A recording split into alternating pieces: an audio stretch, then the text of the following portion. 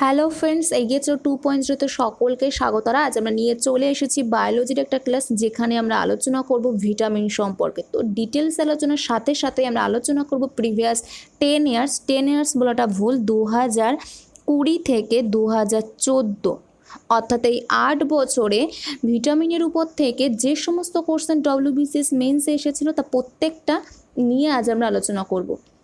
তো বন্ধুরা, আর কোনো টাইম ওয়েস্ট না করে চলুন শুরু করা যাক। শুরু করার পূর্বে ছোট্ট একটা রিকোয়েস্ট, যারা আমাদের চ্যানেলে নতুন এসেছেন তার চ্যানেলটিকে সাবস্ক্রাইব করে পাশে থাকা বেল আইকনটি প্রেস করে দেবেন, যাতে সঠিক সময় আপনাদের কাছে নোটিফিকেশনটি পৌঁছে যায়। তো বন্ধুরা চলুন দেখা যাক। প্রথমেই আমরা ভিটামিন সম্পর্কে একটু জেনে নিই। তার আগে বলে রাখি, আজ টাইপ করে কোনো কিছু লেখা নেই, সবটাই বইয়ের থেকে ছবি তোলা। তো প্রথমে আমরা কি করব, ভিটামিন সম্পর্কে একটু তথ্য জেনে নেব। তো এই ভিটামিন হচ্ছে এক রকমের যৌগ, যেটা কি করে আমাদের শরীরে বিপাকীয় ক্রিয়াকলাপে সাহায্য করে। আর এটা আমাদের শরীরে খুবই অল্প পরিমাণে থাকে। এছাড়া এটা তো শক্তি সরবরাহ করে না, তো কি করে আমাদের শরীরে শক্তি উৎপাদনকারী যে সমস্ত ক্রিয়া প্রতিক্রিয়া আছে তাদেরকে সাহায্য করে বা নিয়ন্ত্রণ করে। এই যে ভিটামিন, এই টার্ম প্রথম যে প্রবর্তন করেন কাশ্মীর ফাঙ্ক। এরপর আমরা দেখে নেব ভিটামিনের প্রকার। 2 রকমের হয়, তার বেসিস অফ সলিউবিলিটি অর্থাৎ দ্রাব্যতার উপর ভিত্তি করে 2 রকমের হয়। কি? ফ্যাট সলিউবল ভিটামিন অর্থাৎ তেলে দ্রবণীয় ভিটামিন, আর ওয়াটার সলিউবল ভিটামিন অর্থাৎ জলে দ্রবণীয় ভিটামিন। তো ফ্যাট সলিউবল ভিটামিন কোনগুলো? ভিটামিন এ, ডি, ই আর কে। আর ওয়াটার সলিউবল ভিটামিন কোনগুলো? ভিটামিন বি কমপ্লেক্স আর ভিটামিন সি। ভিটামিন ডি আর ভিটামিন কে আমাদের দেহে সংশ্লেষিত হয়। তো আমাদের দেহে সংশ্লেষিত হয় কোন দুটো ভিটামিন? ভিটামিন ডি আর ভিটামিন কে। এরপর আমরা দেখে নেব ফ্যাট সলিউবল ভিটামিন অর্থাৎ ভিটামিন এ, ডি, ই আর কে সম্পর্কে। তো প্রথমে আমরা দেখব ভিটামিন এ সম্পর্কে। এর রাসায়নিক নাম কি? রেটিনল। ভিটামিন এর রাসায়নিক নাম কি? রেটিনল। এটা ডিসকভার কে করেছিলেন? স্টিনবক 1919 খ্রিস্টাব্দে। স্টিনবক ডিসকভার করেছিলেন 1919 খ্রিস্টাব্দে, এবং ক্যারিয়ার 1931 খ্রিস্টাব্দে এর স্ট্রাকচার অফ ভিটামিন এর ডিটারমাইন করেন। এই ভিটামিন এর অপর একটা নাম কি? Anti infective vitamin. কেন বলা হয়? কারণ এটা সংক্রমণ প্রতিরোধ করে, তাই ভিটামিন এর আর একটা নাম কি? Anti infective vitamin. এছাড়া একে অ্যান্টি জেরপ্থ্যালমিকও বলা হয়, কারণ জেরপ্থ্যালমিয়া প্রতিরোধ করে। এই যে ভিটামিন, পরের পয়েন্ট কি বলছে? It is necessary for healthy eyesight normal version, অর্থাৎ চোখের দৃষ্টিশক্তি স্বাভাবিক রাখার ক্ষেত্রে ভিটামিন এ খুবই প্রয়োজন। আর শক্তিশালী কোনো লাইট, যেমন প্রখর সূর্যলোক, এর মধ্যে যদি নিয়ে যাওয়া হয় ভিটামিন এটা নষ্ট হয়ে যায়। পরের পয়েন্ট, তারপরের পয়েন্ট কি বলছে? এর মেন সোর্সেস অর্থাৎ এর প্রধান উৎসগুলো কী কী? এর উদ্ভিজ্জ উৎস আর প্রাণীজ উৎস আছে। আলাদাভাবে আমি বলে দিচ্ছি। উদ্ভিজ্জ উৎস কি? হলুদ বা সবুজ রঙের যে সমস্ত ভেজিটেবল, যেমন গাজর, টমেটো, বা কমলা রঙের হতে পারে পাকা আম, এছাড়া পালং শাক, বাঁধাকপি, উদ্ভিজ্জ তেল ইত্যাদিতে ভিটামিন এ পাওয়া যায়। এর সাথে সাথে প্রাণীজ উৎস কি? কড, হ্যালিভার্ট, হাঙর প্রভৃতি মাছের যকৃৎ নিঃসৃত তেল তো প্রধান উৎস। এছাড়াও দুধ, ডিমের কুসুম, মাখন, মাছ ইত্যাদিতে এই ভিটামিন এটা পাওয়া যায়। তো এর ডেফিসিয়েন্সি অর্থাৎ এর অভাবে কি কি রোগ হয়? নাইট ব্লাইন্ডনেস অর্থাৎ রাতকানার রোগ হয়। এছাড়া এটা ভেরি ভেরি ইম্পর্টেন্ট যে ভিটামিন এর অভাবে অপশান দিয়ে দিল কোন রোগটা হয়, বা রাতকানা কোন ভিটামিনের অভাবে হয়, এটাই বেশি দেয় যে ভিটামিন এর অভাবে হয়। এছাড়া জেলোপথ্যালমিয়া অর্থাৎ অক্ষি ঝিল্লির শুষ্ক প্রদাহ হয়। এছাড়া চোখে ছানি পড়ে, সেই কারণে চোখে ছানি পড়ে বা কর্নিয়া বিনষ্ট হয় এই ভিটামিনের অভাবে, ভিটামিন এর অভাবে। তো এই গেল ভিটামিন এ। এরপর আমরা দেখে নেব ভিটামিন ডি। ভিটামিন ডিকে পুয়ার ম্যানস ভিটামিনও বলা হয়। আর এই ভিটামিন ডি সূর্যলোকের অতিবেগুনি রশ্মির সহায়তায় ত্বকে আর্গোস্টল থেকে নিঃসৃত হয়। কোথা থেকে নিঃসৃত হয়? ত্বকের আর্বস্ট্রল থেকে। এই কারণে একে সানশাইন ভিটামিনও বলে। এছাড়া অ্যান্টিরাকাইটিক ভিটামিনও বলে। কেন বলে? কারণ এই ভিটামিন ডি রিকেট রোগ প্রতিরোধ করে, এই জন্য একে অ্যান্টিরাকাইটিক ভিটামিনও বলে। এর প্রয়োজনীয়তা কোথায় সব থেকে বেশি? স্ট্রং বন্ডস অর্থাৎ অ্যান্ড টি অর্থাৎ অস্থি এবং দাঁতকে মজবুত করতে বা গঠনে বিশেষ সাহায্য করে এই ভিটামিন ডি। আর এর যে রাসায়নিক নাম সেটা বলা হয়নি হয়তো, ক্যালোসিফেরল। এর রাসায়নিক নাম কি? ক্যালোসিফেরল। তো এছাড়া কোথায় প্রয়োজন হয়? হেল্পস ইন ডিএনএ সিনথেসিস অর্থাৎ ডিএনএ সংশ্লেষণে সাহায্য করে এই ভিটামিন ডি। পরের যে পয়েন্টটা আছে, বৃক্ষনালিকায় ক্যালসিয়াম বা ফসফরাসের পুনর্বিশোষণ ঘটায় এই ভিটামিন ডি। এর প্রধান উৎসগুলো কি কি? উদ্ভিজ্জ উৎস আর প্রাণীজ উৎস, দুটো উৎস আছে। উদ্ভিজ্জ উৎস প্রায় নেই বললেই চলে, সামান্য পরিমাণে উদ্ভিজ্জ তেলে এই ভিটামিন ডি থাকে। প্রাণীজ উৎস সব থেকে বেশি, যেমন কড, হ্যালিবার্ড, হাঙরের যকৃৎ নিঃসৃত তেল। তাছাড়া দুধ, ডিম, মাখনে এই ভিটামিন পাওয়া যায়। এর অভাবে কি কি রোগ হয়? হাড় দুর্বল হয়ে পড়ে এবং রিকেট হয়। ছোটদের ক্ষেত্রে রিকেট আর বড়দের ক্ষেত্রে অস্টিওম্যালেশিয়া রোগ দেখা দেয় এই ভিটামিন ডি এর অভাবে। এই দুটো ইম্পর্টেন্ট, যে রিকেট হয় আর অস্টিওম্যালেশিয়া হয় বড়দের ক্ষেত্রে। আর ভিটামিন ডি এর রাসায়নিক নাম কি? ক্যালোসিফেরল। পরবর্তী যেটা আছে যে ভিটামিন ই, এর রাসায়নিক নাম কি? টেকোফেরল। এর আরেকটা নাম কি? Beauty or antisterility vitamin. Antisterility vitamin কেন বলে? কারণ এটা বন্ধ্যত্ব প্রতিরোধ করে, তাই একে অ্যান্টিস্টেরিলিটি ভিটামিনও বলা হয়। আর এটা কোথায় কোথায় সব থেকে বেশি প্রয়োজন? ইট অ্যাক্টস অ্যাজ অ্যান অক্সিডেন্ট অর্থাৎ অক্সিডেন্ট হিসেবে কাজ করে। আরবিসি এটা তৈরিতে সাহায্য করে। এছাড়া পুরুষ এবং মহিলার উভয়ের প্রজনন ব্যবস্থা স্বাভাবিক ক্রিয়াকলাপের জন্য এই ভিটামিন ই খুবই বেশি প্রয়োজন। এর মোস্ট ইম্পর্ট্যান্ট সোর্সেস কী কী? গ্রিন ভেজিটেবল অর্থাৎ সবুজ রঙের মানে উদ্ভিজ্জ উৎসগুলোর ক্ষেত্রে বিভিন্ন প্রকার শাকসবজি, যেমন লেটুস শাক, অঙ্কুরিত ছোলা, মটরশুঁটি, সয়াবিন, গমের অঙ্কুর নিঃসৃত তেল ইত্যাদিতে পাওয়া যায়। এটা হচ্ছে উদ্ভিজ্জ উৎস। আর প্রাণীজ উৎস কি? এটা প্রাণীজ উৎস খুবই কম থাকে। দুধ, মাংস, ডিমের কুসুম ইত্যাদিতে এই ভিটামিন ই পাওয়া যায়।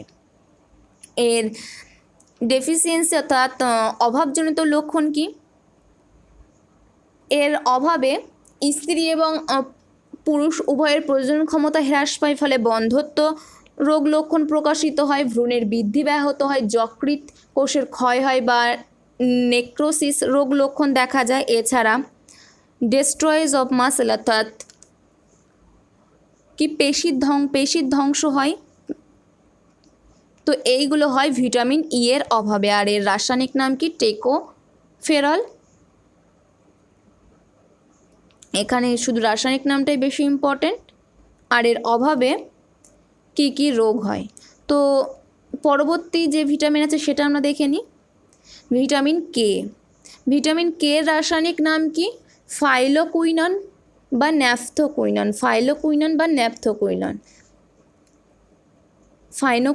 ন্যাপথোকুইনন। এই ভিটামিন ব্যাকটেরিয়া কর্তৃক অন্ত্রে সংশ্লেষিত হয়। এটা ডিসকভার কে করেন? হেনরিক ডাম 1935। এটা ভেরি ভেরি ইম্পর্টেন্ট যে ডিসকভার কে করেছিলেন। আমরা যখন কোশ্চেন দেখব প্রিভিয়াস ইয়ার্সে, তখন এই কোশ্চেনটা কিন্তু আমরা দেখতে পাবো। তো অ্যান্সারটা মনে রাখবেন, হেনরিক ডাম 1935 ভিটামিন কে আবিষ্কার করেন। তো এটা এক রকমের জমাট বাঁধা ভিটামিন। তো এই কারণে দ্রুত রক্তকে জমাট বাঁধতে সাহায্য করে। পরবর্তী পয়েন্ট কি? সোর্সেস অর্থাৎ উৎস। উদ্ভিজ্জ উৎস কি? বিভিন্ন রকমের শাকসবজি, আলফালফা শাক, বাঁধাকপি, পালং শাক, টমেটো, সয়াবিন ইত্যাদিতে পাওয়া যায়। আর প্রাণীজ উৎস খুব কম, গরু বা শূকরের যকৃৎ, দুধ, ডিম ইত্যাদিতে অল্প পরিমাণে থাকে। আর এর অভাবজনিত লক্ষণ কি? এই ভিটামিনের অভাবে রক্ততঞ্চন ব্যাহত হয় বা রক্তক্ষরণ এই রোগ লক্ষণ প্রকাশিত হয়। পরবর্তী লাইন যেটা বলছে এটা রক্তক্ষরণ বন্ধ করে, এই জন্য এই ভিটামিনকে অ্যান্টি হেমোরেজিক ভিটামিন বলে। কি ভিটামিন বলে? Anti haemorrhagic. কেন বলা হয়? রক্তক্ষরণ বন্ধ করে বলে। আর এর অভাবে কি হয়? রক্তে প্রোথ্রম্বিনের মাত্রা হ্রাস পায়, ফলে রক্ততঞ্চন ব্যাহত হয় এবং রক্তক্ষরণ বা হেমারেজ লক্ষণ দেখা যায়। তো ভিটামিন এ ডিসকভার কে করেন? Henrique Dam. এটা ভেরি ভেরি ইম্পর্টেন্ট। আর এর রাসায়নিক নাম ফাইলোকুইনন বা ন্যাফথোকুইনন। এটা রক্তক্ষরণ বন্ধ করে বলে একে অ্যান্টি হেমোরেজিক ভিটামিনও বলে। পরবর্তী যে ভিটামিন আছে সেটা দেখে নিই। ওয়াটার সলেবল ভিটামিন অর্থাৎ জলে দ্রবণীয় ভিটামিন।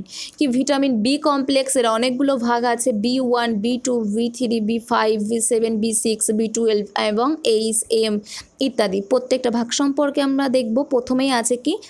Vitamin B1। এর রাসায়নিক নাম কি? থায়ামিন। এই নামটা কে দিয়েছিলেন? ভিটামিন B1 এই নামটা ফাঙ্ক অ্যান্ড ডিসকভার কে করেছিলেন? এইকমান।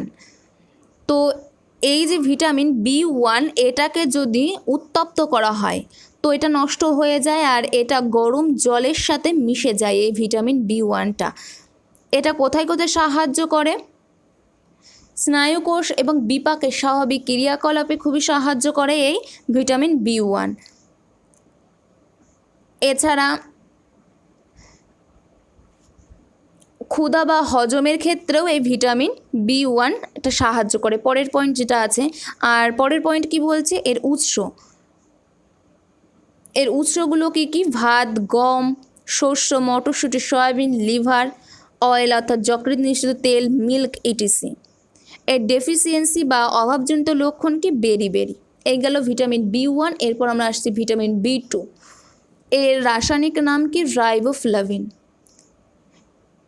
এটা প্রথম আইসোলেট কে করেছিলেন? ওয়ারসাং অ্যান্ড ক্রিস্টিয়ান। এই ভিটামিনটাও উত্তপ্ত করলে নষ্ট হয়ে যায়। ভিটামিন B1 আর ভিটামিন B2 তাহলে আমরা কি দেখছি? উত্তপ্ত করলে নষ্ট হয়ে যায় বা প্রখর সূর্যলোকের মধ্যে যদি নিয়ে যায় সূর্যালোক তাহলে সেটা নষ্ট হয়ে যায়। আর এটা প্রোটিন এবং ফ্যাট পরিপাকে সাহায্য করে এই ভিটামিন B2। এছাড়া দেহের স্বাভাবিক বৃদ্ধিতে সাহায্য করে ভিটামিন B2। আর এর উৎস কোনগুলো? দুধ, ডিম, লিভার বা যকৃৎ নিঃসৃত তেল, সবুজ শাক সবজি, ডাল, পনির ইত্যাদিতে এই ভিটামিন B2 থাকে। আর এর অভাবজনিত লক্ষণ কি? জিহ্বার প্রদাহ সৃষ্টি বা গ্লোসাইটিস, কর্নিয়া বা মুখের কোণায় ফাটল দেখা দেয়, স্টোমাটাইটিস ইত্যাদি হয় এই ভিটামিন B2 এর প্রভাবে। এরপর আসছে ভিটামিন B3। তার রাসায়নিক নাম কি? নিয়াসিন বা নিকোটিনিক অ্যাসিড। এটাকে অ্যান্টিপ্লেগ্রা ফ্যাক্টরও বলে আমরা জানি। ভিটামিন B3টাকে কি? অ্যান্টিপ্লেগ্রা ফ্যাক্টর। এটা কার্বোহাইড্রেট, প্রোটিন আর ফ্যাটের অক্সিডেশনে সাহায্য করে ভিটামিন B3। এর উৎস কোনগুলো? মেইন সোর্সেস লিভার, ভুট্টা, বিভিন্ন ফলমূল, দুধ, ডিম, মাছ, মাংস, গম ইত্যাদিতে থাকে। এছাড়া কিডনি ইত্যাদিতে থাকে এই ভিটামিন B3। আর এর অভাবে কি হয়? ডেফিসিয়েন্সি, অভাবজনিত লক্ষণ, প্লেগ্রা, ডার্মাটাইটিস, ডায়রিয়া ইত্যাদি হয় ভিটামিন B3 এর প্রভাবে। এরপর আমরা দেখে নেব ভিটামিন B5। ভিটামিন B5 এর রাসায়নিক নাম কি? প্যান্থেনিক অ্যাসিড। ভিটামিন B5 এর রাসায়নিক নাম প্যান্থেনিক অ্যাসিড। এটা কোএনজাইম এ এর একটা অংশ যা কোষের শ্বসন, স্বাভাবিক স্নায়ু এবং ত্বকের জন্য খুবই প্রয়োজন। এর উৎস কোনটা? সোর্সেস লিভার, কিডনি, মোটর ইত্যাদিতে এই ভিটামিন B5 পাওয়া যায়। আর ডেফিসিয়েন্সি অর্থাৎ অভাবজনিত লক্ষণ কি কি? অ্যানিমিয়া বা রক্তাল্পতা, ডার্মাটাইটিস এবং অ্যান্ড লিভার ডিজেনারেশন অর্থাৎ স্নায়ুর অবক্ষয় হয় এই ভিটামিন B5 প্রভাবে। তো এর রাসায়নিক নাম কি? Pantothenic acid. এরপর ভিটামিন B6, এর রাসায়নিক নাম কি? পাইরিডিক্সিন অথবা পাইরিডিক্সিন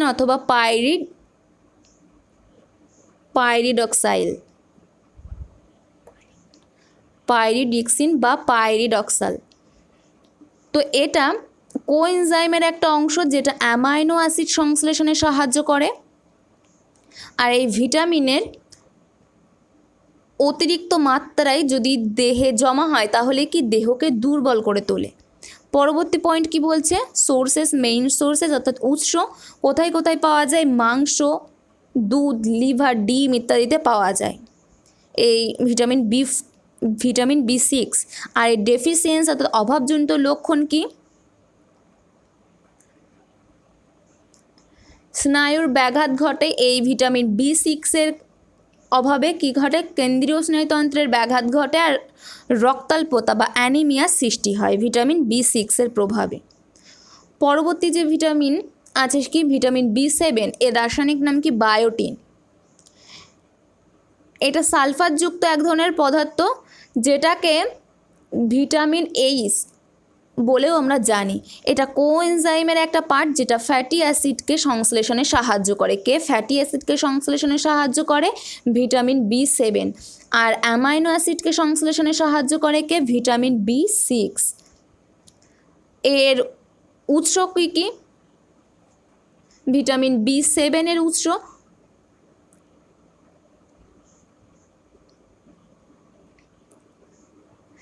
ভেজিটেবল, বিভিন্ন ধরনের fruit, vegetable, liver, milk, egg ইত্যাদিতে পাওয়া যায় ভিটামিন B7।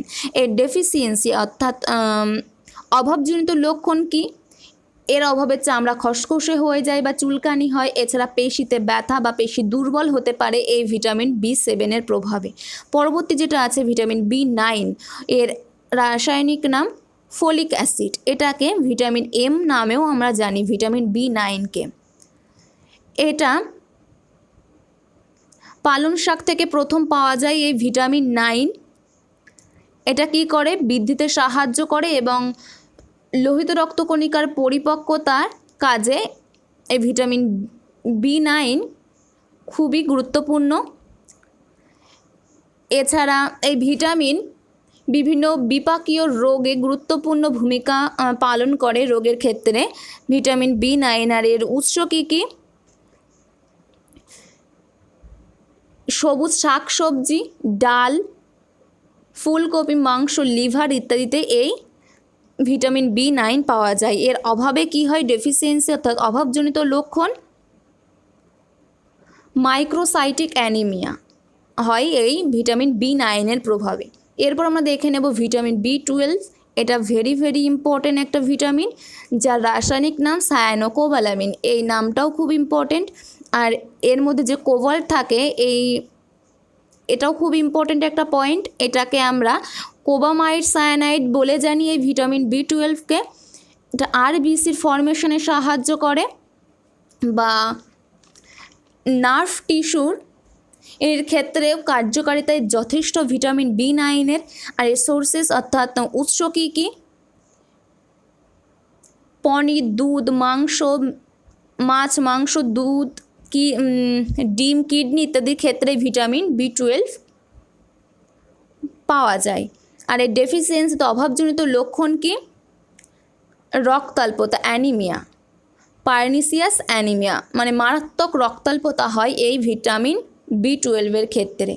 এটা প্ল্যান্টের মধ্যে সাধারণত নেই, কেবলমাত্র সামান্য পরিমাণে শাওলা বা স্পিরুলিনা এর মধ্যে পাওয়া যায় এই ভিটামিন B12। এরপর আমাদের বাকি আছে আর একটাই ভিটামিন, সেটা কি? ভিটামিন C, অ্যাসকর্বিক অ্যাসিড, যার রাসায়নিক নাম। এটাকে আবার আমরা অ্যান্টি বলে জানি কারণ এটা স্কারবি প্রতিরোধ করে। এই ভিটামিনটাকেও রান্না করলে অর্থাৎ গরম করলে নষ্ট হয়ে যায়, ডিস্ট্রয়েড বাই হিট। এবং এটা কি করে ইনফেকশন সংক্রমণের বিরুদ্ধে, তো শরীরে যে ইনফেকশন সংক্রমণ হচ্ছে তার বিরুদ্ধে প্রতিরোধ ক্ষমতা গড়ে তোলে, যেমন ভাইরাল ইনফেকশন, কমন কোল্ড ইত্যাদি। এর ক্ষেত্রেও দাঁত, মাড়ি বা শরীরের যে জয়েন্ট সেগুলোকে সুস্থ রাখার কাজ করে এই ভিটামিন B6। কি করে, যে দাঁত, মাড়ি বা শরীরের যেসব জয়েন্ট সেগুলোকে সুস্থ রাখার কাজ করে এই ভিটামিন B6, এর প্রধান উৎস কোনগুলো? উদ্ভিজ্জ উৎস আর প্রাণীজ উৎস দুটো আলাদাভাবে বলে দিই। উদ্ভিজ্জ উৎসতে সব থেকে বেশি সকল প্রকার টক জাতীয় ফল, সকল প্রকার টক জাতীয় ফলতে পাওয়া যায়, যেমন কমলা লেবু, পাতি লেবু, আমলকি, টমেটো, আনারস, আপেল, আম ইত্যাদি। এছাড়া কাঁচা লঙ্কা, পেঁপে, অঙ্কুরিত ছোলা, পালং শাক, বাঁধাকপি, বরবটি ইত্যাদিতেও এই ভিটামিন অর্থাৎ ভিটামিন সি থাকে। আর প্রাণীজ উৎস খুবই কম, যেমন মাতৃস্থান দুগ্ধ, মাছ, মাংস ইত্যাদিতে সামান্য পরিমাণে থাকে। এর অভাবজনিত লক্ষণ কি? স্কারভি। তো স্কারভি প্রতিরোধ করে বলে একে অ্যান্টি স্করবিউটিকও বলা হয়, ভিটামিন বলা হয়। আর অভাবজনিত লক্ষণ কি? স্কারভি। এই লক্ষণে, এই যে রোগ, এর লক্ষণগুলি কি কি? স্কারভির যে লক্ষণ, দাঁত কদাকার হয়, মাড়ি স্পঞ্জি বা ছিদ্রযুক্ত হয়, দাঁতের গোড়া দিয়ে রক্তক্ষরণ হয়। তো এই সমস্ত লক্ষণগুলি দেখা যায়, সেটা বলা হয় যে স্কারভি, অর্থাৎ ভিটামিন সি এর অভাবে ঘটছে। তো এই গেল ভিটামিন নিয়ে আমাদের ছোট্ট একটা আলোচনা। এরপর আমরা কোশ্চেনে চলে যাব। যে প্রথমেই সাল অনুযায়ী দেওয়া নেই, হয়তো দেওয়া নেই, এটা 2020, কেননা এরকম PDF থেকে নেওয়া আমার, সেই কারণে মনে আছে 2020-তে, অর্থাৎ এই বছরে এই কোশ্চেনটা এসেছে। তো কি বলছে question? Which vitamin was discovered by Henrik Dam. এটা তো আমরা বলেই দিয়েছি, ভিটামিন কে হবে অ্যান্সার, কারণ আমরা দেখেছি। তো বলেছিলাম যে প্রিভিয়াস ইয়ার্সে আমাদের চোখে পড়বে, মনে রাখার কথা, তো এখানে অ্যান্সার হবে ভিটামিন কে। পরবর্তী কোশ্চেন দেখে নিই। তো এগুলো একটা বইয়ের থেকে নিয়েছি। The vitamin which is essential for blood clotting is, অর্থাৎ রক্ততঞ্চনের সহায়তা করে, অর্থাৎ রক্তকে জমাট বাঁধতে সাহায্য করে, আমরা দেখেছি কে? Vitamin K, option 4। পরবর্তী কোশ্চেন কি বলছে? Which of the following vitamin serves as a hormone precursor. এখানে সঠিক অ্যান্সার হবে অপশান ডি, ভিটামিন, অপশান 4 অর্থাৎ ভিটামিন ডি। পরবর্তী কোশ্চেন দেখে নিই কি বলছে। The golden rice contain, golden rice বলতে একটা ভ্যারাইটি অফ রাইস, মানে golden rice is a variety of rice, মানে চালের একটা ধরন, যার বিজ্ঞানসম্মত নাম কি? ওরিয়া স্যাটিভা। তো এটা সঠিক অ্যান্সার হবে অপশান এ, ভিটামিন এ, মানে 1 নম্বরে অপশান ভিটামিন এ। পরবর্তী যে কোশ্চেন কি বলছে? Which of the following vitamin is water soluble বলে দিচ্ছে, অর্থাৎ জলে দ্রবণীয় ভিটামিন। তার মানে ভিটামিন এ আর ভিটামিন ডি বাদ চলে যাচ্ছে, দুটো অপশান অলরেডি বাদ। Soluble as well as an antioxidant, তো এখানে সঠিক অ্যান্সার হবে 4 নম্বর অপশান ভিটামিন সি। পরবর্তী কোশ্চেন কি বলছে? Goitre is caused by the deficiency of. তো এখানে যে এটা গয়টারটা কোনো ভিটামিনের অভাবে হয় না, হয় আয়োডিনের অভাবে, অপশান 3 নম্বর অপশান। তো যেহেতু ভিটামিন এ আর বি এর নাম ছিল, তাই এই কোশ্চেনটা নিয়ে এসেছি। পরবর্তী কোশ্চেন কি বলছে? Vitamin B12 is also known as, vitamin B12কে আমরা কী নামে জানি? তো এখানে আমরা কি দেখেছি? ভিটামিন B12কে আমরা কী নামে দেখেছি? সায়ানোকোবালামিন, অর্থাৎ এর আর এক নাম কি হতে পারে? কোবামাইড সায়ানাইড। তো এখানে আমাদের কোন অপশানটা খাটছে? আমাদের 1 নম্বর অপশান, 2, 3 কোনোটাই খাটছে না, তো এখানে সঠিক অ্যান্সার হবে option 4, none of the above. পরবর্তী কোশ্চেন কি বলছে দেখে নেওয়া যাক। Which of the vitamins act as a free radical inhibitor in a human body. তো এখানে সঠিক অ্যান্সার হবে অপশান 4, বোথ 2 and 3, অর্থাৎ ভিটামিন সি আর ভিটামিন ই উভয় এটার অ্যান্সার হবে। পরবর্তী কোশ্চেন কি বলছে? The deficiency of cobalt causes the deficiency of, তো এখানে সঠিক অ্যান্সার হবে ভিটামিন B12 অপশান 3 নম্বর অপশান। কেননা আমরা ভিটামিন B12-এর ক্ষেত্রে এটা দেখেছি কোবাল্ট থাকে, তো এখানে সঠিক অ্যান্সার কি হবে ভিটামিন B12। তো বন্ধুরা এই ছিল আজকের টপিক। পরবর্তী ভিডিওতে আমাদের আবার দেখা হবে পরের একটা আলাদা টপিক নিয়ে। তো আমরা শুরু করেছি যে সিরিজটা WBCS মেন্স প্রিভিয়াস 10 ইয়ার্সের কোশ্চেন নিয়ে আলোচনা করব, তার সাথে সাথে মানে যে টপিকের উপর থেকে কোশ্চেন আসবে সেই টপিকটার ডিটেলস আলোচনার সাথে সাথে সমস্ত কোশ্চেনগুলো নিয়ে আলোচনা করব। আজকে এটা ছিল আমাদের সেকেন্ড ভিডিও। এর আগে আমরা একটা ভিডিও বানিয়ে দিয়েছি যেটা ছিল কম্বিনেশন অফ রেজিস্ট্যান্স, অর্থাৎ সেখানে আমরা অনেক কোশ্চেন মানে MCQ এবং ম্যাথামেটিক্যাল যে প্রবলেম মানে গাণিতিক সমস্যা সেগুলো সমাধান করেছি। যারা দেখেননি অবশ্যই দেখে নেবেন। তো পরের দিন আমাদের নতুন একটা টপিক নিয়ে আমরা চলে আসব। তো বন্ধুরা যদি ভিডিওটা ভালো লেগে থাকে আমাদের চ্যানেলটিকে লাইক করবেন এবং পাশে থাকা বেল আইকনটি প্রেস করে সাবস্ক্রাইব করতে ভুলবেন না। পরবর্তী ভিডিওতে আমাদের আবার দেখা হচ্ছে। Thank you, good by.